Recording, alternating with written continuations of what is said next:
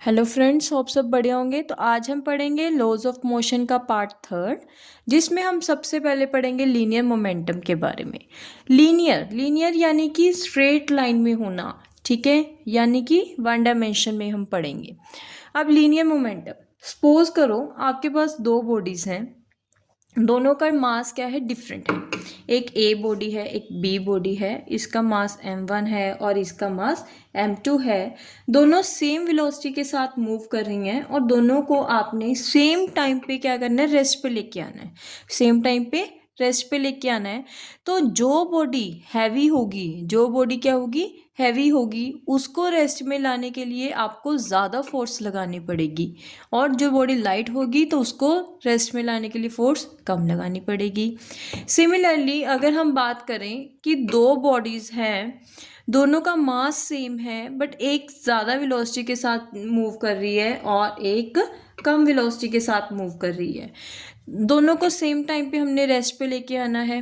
दोनों को same time पे रेस्ट पे लेके आना है तो क्या करेंगे, जो बॉडी ज़्यादा तेज मूव कर रही होगी उसे हमें रेस्ट पे लाने के लिए हमें ज़्यादा फोर्स लगानी होगी, और जो स्लो होगी वो जल्दी रेस्ट पे आ जाएगी, वो जल्दी रेस्ट पे आ जाएगी। तो अभी हमने देखा कि फोर्स हमें किस किस चीज़ के लिए लगानी पड़ रही है, मास और वेलोसिटी, मास और वेलोसिटी। यानी कि जो फोर्स है वो किस चीज़ पे डिपेंड कर रही है, मास एंड वेलोसिटी। इसी को ही हम क्या बोलते हैं, लीनियर मोमेंटम। क्या बोलते हैं, लीनियर मोमेंटम। तो जो लीनियर मोमेंटम है वो क्या है, बेसिकली मास और वेलोसिटी का प्रोडक्ट है, मास और वेलोसिटी का प्रोडक्ट है। इसे हम किससे डिनोट करते हैं, पी से। किससे डिनोट करते हैं, पी से। ये एक वेक्टर क्वांटिटी है। क्या है, वेक्टर क्वांटिटी। अब इसके जो एसआई यूनिट है वो क्या होंगे, देखो, मास के क्या होते हैं, केजी, और वेलोसिटी के क्या है, मीटर पर सेकेंड। तो मोमेंटम के क्या हुए, केजी मीटर पर सेकेंड। अगर हम सीजीएस यूनिट की बात करें तो मास के क्या है, सीजीएस यूनिट ग्राम, वेलोसिटी के क्या है, सेंटीमीटर पर सेकेंड, सेंटीमीटर पर सेकेंड। तो ये लीनियर मोमेंटम की क्या हो गई, सीजीएस यूनिट हो गई। आपको अभी तक हमने लीनियर मोमेंटम का अगर मतलब समझ आ गया तो आपको जो न्यूटन्स का सेकंड लॉ है वो इजीली समझ आएगा। तो इसको प्लीज़ ध्यान से समझें। Linear momentum is basically product of mass and velocity. Next है change in momentum. Change in momentum. अब देखो, चेंज को हम कैसे लिखते हैं, डेल्टा से। ट्रायंगल को हम क्या बोलते हैं, डेल्टा। अब मोमेंटम का चेंज हम कैसे लिखते हैं, final minus initial, final minus initial, मतलब final momentum minus initial momentum. अब हम फाइनल वेलोसिटी को v से लिखते हैं, इनिशियल को u से लिखते हैं, तो फाइनल मोमेंटम क्या होगा, mv, और इनिशियल क्या होगा, mu। और चेंज इन मोमेंटम को कैसे लिखेंगे, delta p, change in momentum is equal to mv minus mu।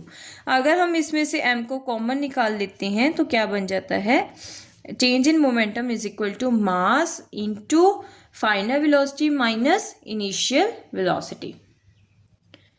आगे है rate of change of momentum. Rate of change of momentum.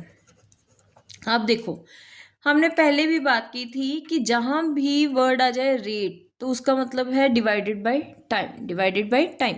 अब क्या है, चेंज इन मोमेंटम का रेट है तो change in momentum upon time is equal to, change कैसे लिखते हैं, v minus u upon t, v minus u upon t. अब देखो, v minus u upon t ये किसका फॉर्मूला है, एक्सेलरेशन का। एक्सेलरेशन को हम क्या लिखते थे, final velocity minus initial velocity upon time. तो हम इसको भी कैसे लिखेंगे, delta p by delta t is equal to mass into acceleration, mass into acceleration. Hope यहाँ तक सबको समझ आ गया। अगर यहाँ तक समझ आ गया तो न्यूटन्स का सेकंड लॉ समझना बहुत ज़्यादा इजी है। अगर किसी को यहाँ तक कोई भी डाउट है तो आप वीडियो को दोबारा देख सकते हैं। अगर फिर भी कोई डाउट है तो आप कमेंट बॉक्स में कमेंट कर सकते हैं, क्योंकि ये बहुत ज़्यादा इम्पॉर्टेंट है। अब है Newton's second law of motion. Newton's second law of motion.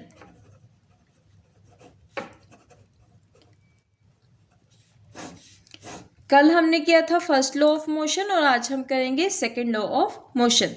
Second law क्या कहता है कि जो फोर्स है वो डायरेक्टली प्रोपोर्शनल है मास के, और जो फोर्स है वो डायरेक्टली प्रोपोर्शनल है एक्सेलरेशन के।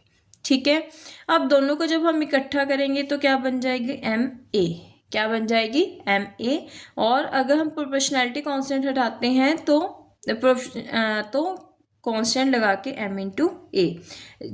यहाँ के क्या है, कांस्टेंट है, तो इसको हम 1 मान के F is equal to m a करके इसका जो फॉर्मूला है वो यूज़ कर लेते हैं।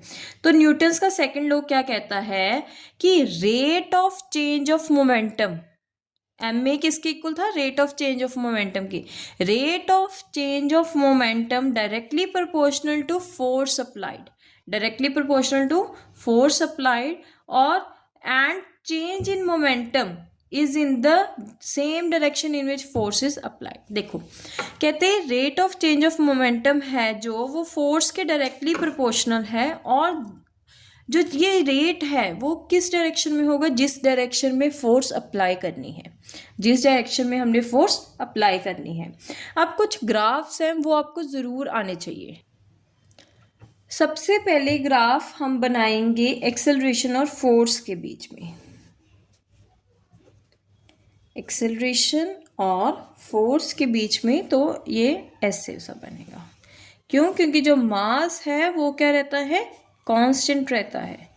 क्या रहता है, कांस्टेंट रहता है। ठीक है, नेक्स्ट ग्राफ है फोर्स और मास के बीच में, फोर्स और मास के बीच में, तो उसका भी जो ग्राफ है वो भी क्या रहेगा, कांस्टेंट। देखो अब मैं आपको एक एक करके सारे ग्राफ्स को क्लियर करती हूँ। और अगर हम एक्सेलरेशन और मास के बीच में ग्राफ बनाएंगे, एक्सेलरेशन और मास के बीच में ग्राफ बनाएंगे तो कुछ इस तरीके से बनेगा। देखो जैसे जैसे फोर्स बढ़ रही है, वैसे जैसे जैसे एक्सेलरेशन बढ़ रही है वैसे वैसे फोर्स बढ़ रहा है, उसमें मास क्या है, कांस्टेंट है। जैसे हमने स्टार्टिंग में एग्जांपल की कि दो बॉडीज़ हैं, दोनों डिफरेंट डिफरेंट वेलोसिटी के साथ मूव कर रही हैं। ठीक है, तो दोनों को रोकने के लिए अलग अलग फोर्स रिक्वायर्ड है, मास क्या है, सेम है। ठीक है, अगर किसी केस में एक्सेलरेशन कांस्टेंट है, मतलब जैसे जैसे मास बढ़ेगा वैसे वैसे फोर्स भी बढ़ेगी, या जैसे जैसे एक्सेलरेशन बढ़ेगी वैसे वैसे फोर्स भी बढ़ेगी, क्योंकि अभी हमने पढ़ा कि जो फोर्स है वो डायरेक्टली प्रोपोर्शनल है एक्सेलरेशन के, और फोर्स डायरेक्टली प्रोपोर्शनल है मास के। जैसे जैसे दोनों में से एक भी चीज़ बढ़ेगी तो फोर्स भी बढ़ेगी। अगर एक्सेलरेशन बढ़ रही है तो भी फोर्स बढ़ रही है, अगर मास बढ़ रही है तो भी फोर्स बढ़ रहा है। अगर मास और एक्सेलरेशन दोनों बढ़ रहे हैं तो फोर्स कांस्टेंट नहीं रहेगी, तो फोर्स कांस्टेंट नहीं रहेगी। अगर दोनों में से एक चीज़ बढ़ रही है और एक चीज़ क्या है, कम होगी, तो ही जाके फोर्स क्या होगी, कांस्टेंट होगी। तो अगर दोनों चीज़ें बढ़ेंगी तो फोर्स कांस्टेंट, मतलब ये नहीं कह सकते कि फोर्स बढ़ेगी, फोर्स क्या होगी, कम होगी। ठीक है, फोर्स क्या रहेगी, कम होगी। अब हम पढ़ेंगे SI units of force. SI unit क्या है फोर्स की। देखो न्यूटन ने किया था ना इनको डिस्कवर, तो उन्होंने अपने ही नेम पे रख दी इसकी एसआई यूनिट क्या है, न्यूटन, जिसको हम एन से वो करते हैं, डिनोट करते हैं। और जो इसके सीजीएस यूनिट है वो क्या है, डाइन। क्या है, डाइन। ओके, होप यहाँ तक आपको समझ आ गया। और जो 1 न्यूटन है वो 10⁵ डाइन के इक्वल है, 10⁵ डाइन के इक्वल है। अब हम पढ़ेंगे कि न्यूटन्स के सेकंड लॉ से हम न्यूटन्स का जो फर्स्ट लॉ है वो डिराइव करेंगे। देखो उन्होंने बताया F = ma होता है। ठीक है, यही उन्होंने बताया। देखो अगर हम न्यूटन्स के फर्स्ट लॉ में क्या था कि अगर कोई बॉडी रेस्ट पे है तो रेस्ट पे रहेगी, अगर कोई बॉडी मोशन में है तो वो मोशन में रहेगी, अनटिल और अनलेस हम उस पर फोर्स नहीं लगाते। अब हम उस पर फोर्स नहीं लगा रहे, अब एफ इज ज़ीरो, तो मास तो नहीं ज़ीरो हो सकता, मास तो कभी भी ज़ीरो नहीं हो सकता, तो एक्सेलरेशन क्या हो जाएगी, ज़ीरो। जब एक्सेलरेशन ज़ीरो तो वो जो बॉडी रेस्ट पे थी वो रेस्ट पे रहेगी, और जो बॉडी मूव कर रही थी वो मूव ही करती रहेगी। अब हम जो सेकेंड लॉ ऑफ मोशन की कुछ डेली लाइफ में एग्जांपल्स देखते हैं। देखो, आपने देखा होगा कि क्रिकेटर है, जब वो बॉल को कैच करता है तो वो अपने हाथ ऐसे ऐसे नीचे को खींचता है। क्यों नीचे को खींचता है? क्योंकि जैसे जैसे वो नीचे को खींचेगा उसकी वेलोसिटी क्या होगी, कम होगी, और जब वेलोसिटी कम होगी तो फोर्स कम होगी। अगर वो ऊपर से ही पकड़ लेगा, वेलोसिटी ज़्यादा होने के कारण फोर्स भी क्या होगी, ज़्यादा, तो उसके हाथ पे बहुत ज़ोर से टकराएगी बॉल, जिसकी वजह से उसके चोट ज़्यादा लगेगी। और वो जितनी नीचे को जाके पकड़ेगा बॉल उतनी उसकी वेलोसिटी कम होती जाएगी, फोर्स कम होगी, फोर्स कम होने के कारण उसकी चोट भी क्या होगी, कम लगेगी। ठीक है। और आगे आपने देखा होगा कि अगर हम हाई जंप करते हैं, जो एथलीट्स होते हैं वो अगर हाई जंप करनी है तो वो क्या करेंगे, बहुत पीछे से भागकर आएंगे और फिर वो क्या करेंगे, जंप करेंगे। इसके पीछे रीज़न क्या है? देखो, अगर वो, हाँ जी, वो सैंड या फिर फॉर्म पे ही क्यों करते हैं? देखो, वो पीछे से भाग कर आ रहे हैं, उनके पास कुछ एक्सेलरेशन है, जब वो जंप करेंगे तो उनके पास बहुत ज़्यादा एक्सेलरेशन होगी, और जब वो एकदम से ग्राउंड के साथ हिट करेंगे तो उनको चोट ज़्यादा लगने के चांसेस है।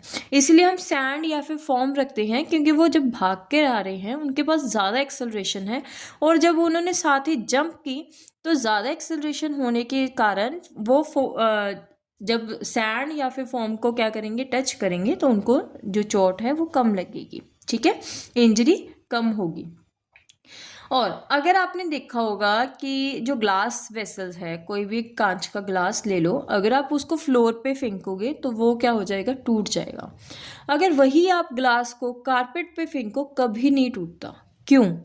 देखो, जब ग्लास को हमने नीचे फेंका तो उसके पास कुछ एक्सेलरेशन है, एक्सेलरेशन होने के कारण कुछ फोर्स है, फोर्स होने के कारण जब वो सरफेस को टकराएगा तो क्या हो जाएगा, वो टूट जाएगा। जब वो सॉफ्ट सरफेस पे जाके टकराएगा तो उस पर फोर्स क्या हो जाएगी, कम। फोर्स कम होने के कारण जो ग्लास है वो ब्रेक नहीं होगा। इसमें से आपको मेनली जो क्वेश्चन आता है, एक एथलीट वाला आता है या फिर क्रिकेटर वाला आता है। जो ये ग्लास वेसल है वाला है, बहुत रेयर आपसे पूछते हैं, बट फिर भी आपने करना ही करना है। होप आपको आज का जो टॉपिक है वो समझ आ गया। अगर किसी को कोई भी डाउट है तो वो कमेंट बॉक्स में कमेंट कर सकता है। Please like subscribe